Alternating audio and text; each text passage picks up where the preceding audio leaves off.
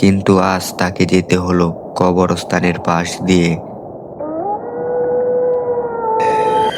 হঠাৎ হারিকেলের আলোয় সে দেখল দূরে সাদা কাপড়ে ঢাকা এক মানুষ দাঁড়িয়ে আছে। ছায়া ধীরে ধীরে এগিয়ে এসে ফিস ফিস করে বলল, কিন্তু যতই দৌড়াই শুধু কবর আর কবর। মুহূর্তেই পুরো কবরস্থানটা কেঁপে উঠল, যেন সব মৃতদেহগুলো একসাথে নড়ে উঠছে।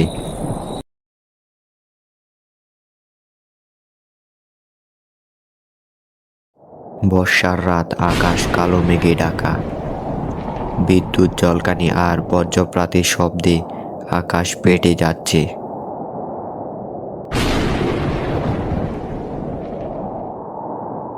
গ্রামের শেষ মাথায় একটা পুরনো কবরস্থান। সবাই বলে রাত 12টার পর এ পথে কেউ ফিরতে পারে না।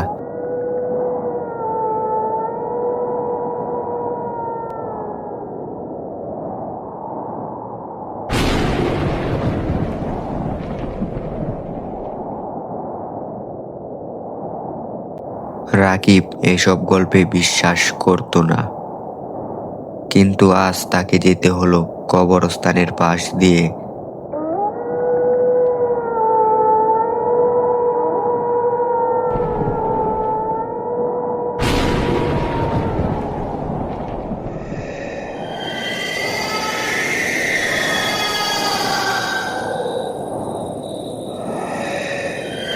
হঠাৎ হারিকেলের আলোয় সে দেখল দূরে সাদা কাপড়ে ঢাকা এক মানুষ দাঁড়িয়ে আছে।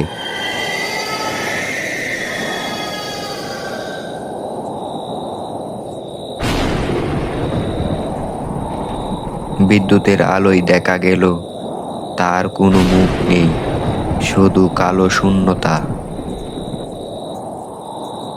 ছায়া ধীরে ধীরে এগিয়ে এসে ফিস ফিস করে বলল,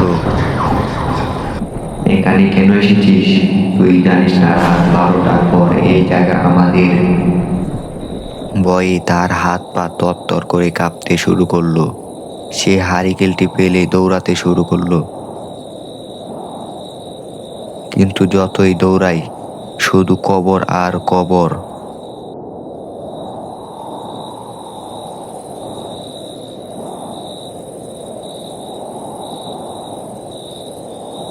পায়ের নিচের কাদা যেন তাকে টেনে নিয়ে যাচ্ছে। আতঙ্কে রাকিব চোখ বন্ধ করে দোয়া পড়তে লাগলো। দূর থেকে একদল শিয়াল ডেকে উঠল হুক্কা হুয়া বলে। হঠাৎ শোনা গেল একটি শিশুর কান্না। সে চোখ খুলে দেখে কবরের উপর দাঁড়িয়ে এক ছোট্ট মেয়ে কান্না করছে, কিন্তু তার চোখ থেকে বের হচ্ছে আগুনের মতো লাল আলো। মুহূর্তেই পুরো কবরস্থানটা কেঁপে উঠল, যেন সব মৃতদেহগুলো একসাথে নড়ে উঠছে। রাকিব প্রাণপণে দৌড়াতে লাগলো।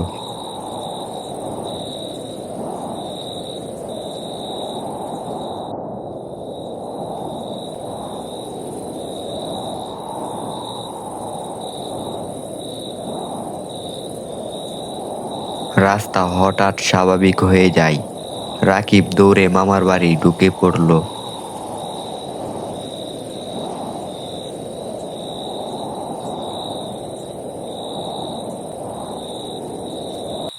ঘরে বসে মামা গম্ভীর গলায় বললেন, আজ থেকে ঠিক 12 বছর আগে ওই কবরস্থানে এক যুবকের মৃত্যু হয়েছিল। তারপর থেকেই প্রতি বছরের এই রাত। মামার কথা শেষ হওয়ার সাথে সাথেই বজ্রপাতের আলোয় রাকিব দেখল কবরস্থানে আবার সেই সাদা ছায়া, আর তার সাথে শত শত ছায়া নড়ছে। আজকের ভিডিওতে একটি প্রশ্ন থাকবে, আর এই প্রশ্নের সঠিক উত্তরদাতাদের নাম পরবর্তী ভিডিওর স্ক্রিনে দেখানো হবে। আর আজকের প্রশ্নটি হচ্ছে, কেন কেউ কবরস্থানের পাশ দিয়ে যেতে পারে না?